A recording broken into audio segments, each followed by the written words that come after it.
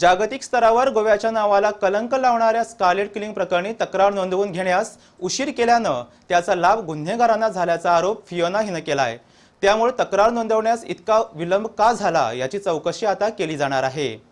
तशा चौकशीचा आदेश केंद्र सरकारनं गोवा सरकारला दिल्याची माहिती फियोनाचे वकील विक्रम वर्मा यांनी इन गोवाशी बोलताना दिली। त्यामुळे या प्रकरणी तत्कालीन मुख्यमंत्री आणि गृहमंत्री यांची चौकशी होण्याची शक्यता निर्माण झाली आहे।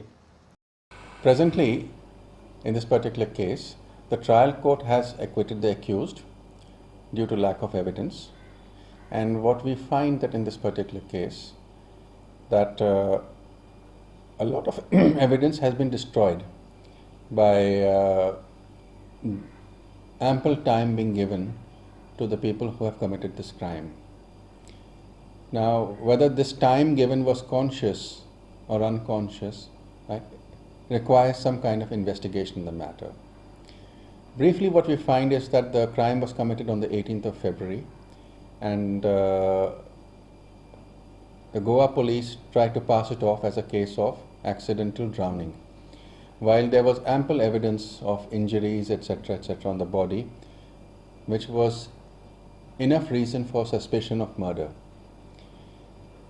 Despite all this evidence being brought to the Goa police, despite the doctor who performed the forensics informing the Goa police that this was homicidal in nature, the Goa police insisted to treat it as an accidental death and refused to investigate the scene of crime or to gather the evidence related to a crime.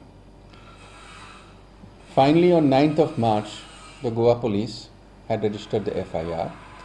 So that gave about 20 odd days time to the criminals to destroy the evidence. Now, this was a conscious conduct of the Goa police. Subsequently, when the matter was supposed to be, questions were being asked in the Goa Legislative Assembly, then the then Chief Minister had confirmed on the 28th of March that he would not answer questions on this issue as he had handed over the case to the CBI. Documents from the trial reveal that the handing over of the case to the CBI was done on the 5th of May and not on the 28th March. And the CBI finally came into the picture to begin the investigations on the 5th of June. So from 18th of February to the 15th of June, nearly 3 months had passed, which gave enough time for the criminals to destroy all evidence. The result of which the trial finally ended up in an acquittal. So a communication had been written to the Prime Minister to ensure that this matter was investigated properly.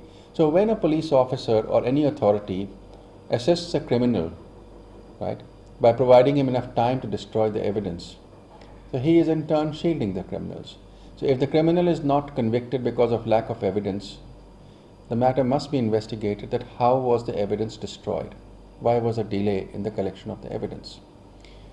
So based on this complaint of my client Fiona McQueen, the Prime Minister's office has responded and said that they will look into the matter and they have forwarded it for action by the concerned ministry, which in this particular case is the Department of Personnel and Training.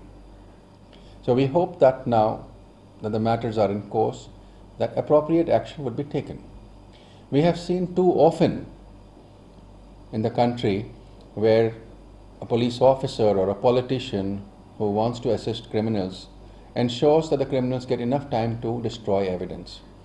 And the public is satisfied with the stand of the politician and the police that time, that we have arrested the people who have committed the crime and let the law take its course. But while they have disrupted the law by destroying the evidence to ensure that years later the criminal will definitely go scot-free. So we hope that doesn't happen in this case, and it is an adequate precedent for future cases also, where police officers understand that it is their job to protect citizens and not the criminals.